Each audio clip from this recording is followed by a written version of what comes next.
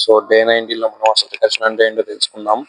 A function that calls itself to solve a problem is known as recursion. మనం sample program అయితే చూద్దాం.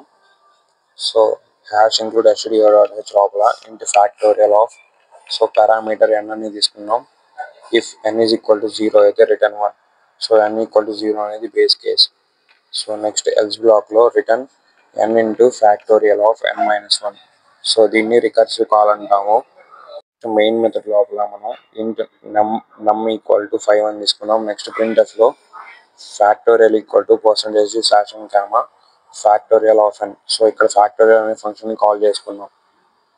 So ఈ code ని మనం కంపైల్ చేసినప్పుడు మెయిన్ ఫంక్షన్ లోపల మనం నమ్ ఈక్వల్ టు 5 అని ఇచ్చాం కాబట్టి నెక్స్ట్ ప్రింట్ఎఫ్ లో ఫ్యాక్టోరియల్ అనే ఫంక్షన్ ని కాల్ చేసుకున్నాం. సో ఫ్యాక్టోరియల్ అనే ఫంక్షన్ దగ్గరికి వెళ్ళి మనం n ఈక్వల్ టు 0 ఇవ్వలేదు కాబట్టి సో ఈ బ్లాక్ లోకి వెళ్తాం. నెక్స్ట్ ఎల్స్ బ్లాక్ లోకి వెళ్ళి return n into factorial of n minus 1. So n equal to 5 కాబట్టి 5 into factorial of 5 minus 1. So internal గా అయితే ఇలా అయితే జరిగిద్ది. సో 5 ఫ్యాక్టోరియల్ వచ్చేసి ఫ్యాక్టోరియల్ ఈక్వల్ టు పర్సెంటేజ్ ఇచ్చాం కాబట్టి ప్రింట్ఎఫ్ లో సో ఫ్యాక్టోరియల్ ఈక్వల్ టు 120 అని ప్రింట్ అవుతుంది.